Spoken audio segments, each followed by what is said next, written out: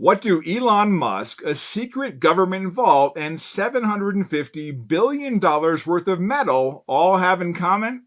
No, this isn't the plot to a National Treasure sequel. It's real life. And today we're digging into Fort Knox, gold audits, and a bold idea that could reshape how America values its most timeless asset, gold. Recently, Senator Rand Paul appeared on Fox and Friends urging that the U.S. gold reserves at Fort Knox be audited annually. Why? Because there's no routine review of the world's most famous stash of precious metal. You heard that right. The vault that supposedly contains over 8,100 tons of gold has not had yearly audits, leaving many to wonder if it's all really there. Senator Paul, who's been trying to get access to Fort Knox for over a decade, said he was invited during the Trump administration but never made the trip. In 2017, then Treasury Secretary Stephen Mnuchin and Senator Mitch McConnell did visit the vault and claimed that the gold was there. Prior to that, a congressional delegation and journalists were invited in 1974 during a wave of conspiracy theories claiming the gold had been looted.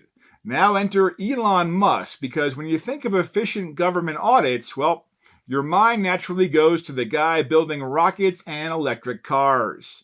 Musk's Department of Government Efficiency, yes, Doge, just like the cryptocurrency, is reportedly interested in helping audit the gold at Fort Knox. You gotta love a government agency with a meme-worthy acronym. Senator Paul explained his push for transparency by saying, the more sunlight, the better. More transparency, the better. It brings attention to the fact that gold still has value and implicitly gives value to the dollar. And he's not wrong. Central banks all over the world, from the IMF to the World Bank, continue to hold gold for a reason.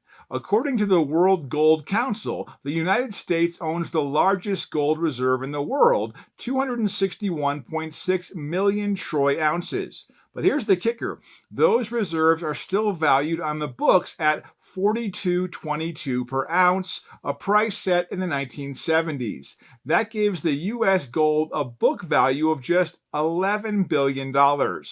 But at gold's current spot price hovering near $2,950 per ounce, that same stash would be worth over $750 billion.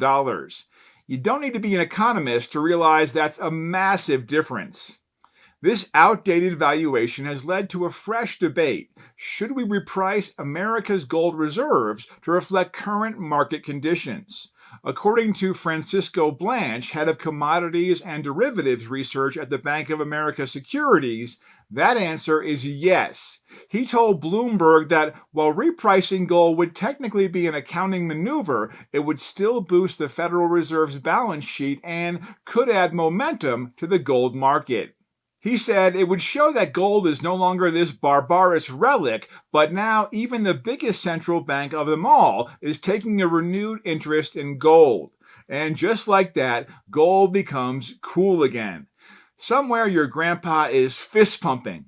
Secretary of the Treasury Scott Bessent added to the fuel to the fire earlier this month when he said the U.S. would monetize the asset side of the U.S. balance sheet for the American people. While he later walked back any suggestion of repricing gold, the comment was enough to get economists, politicians, and a few conspiracy theorists buzzing.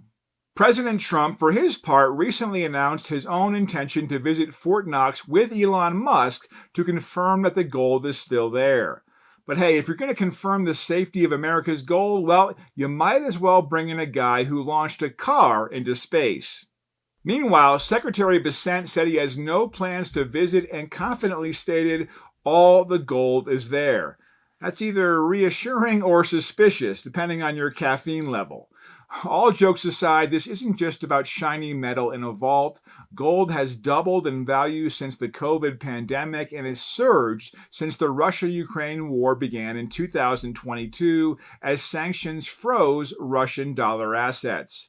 That prompted many countries to reassess their dollar holdings and turn to gold, boosting demand. Central banks have been some of the biggest buyers of gold in the recent years, and everyday investors are jumping on board as well, especially during periods of economic uncertainty. Blanche explained that while repricing gold wouldn't directly impact the Trump administration's goals, like weakening the dollar or lowering energy costs, it would symbolically reaffirm gold's place in modern finance. That said, any change in how gold is valued or stored could have ripple effects on how governments think about debt, currency reserves, and international trust. And while we're talking about the future of gold, let's not forget your own. Goldco is offering a free gold and silver kit to help you understand how precious metals IRAs work and how you can buy gold and silver today. You may even qualify for up to a 10% instant match in bonus silver and a free Ronald Reagan half-ounce silver coin. Click the link in the description to see if you qualify. Whether or not we get a full audit of Fort Knox or whether Musk turns up in a hard hat and a flashlight, one thing is clear: gold is not going anywhere. It continues to serve as a store of value, a hedge against uncertainty, and a reminder that sometimes the oldest asset is still the most trusted. So hey, if you're looking for a way to hold physical gold in a retirement account, a precious metals IRA from Goldco might be worth exploring. Just don't try to store it under your bed. Hey, thanks for watching. And remember, gold doesn't tweet, inflate, or vanish into cyberspace. It just sits there doing what it's done for thousands of years, holding value.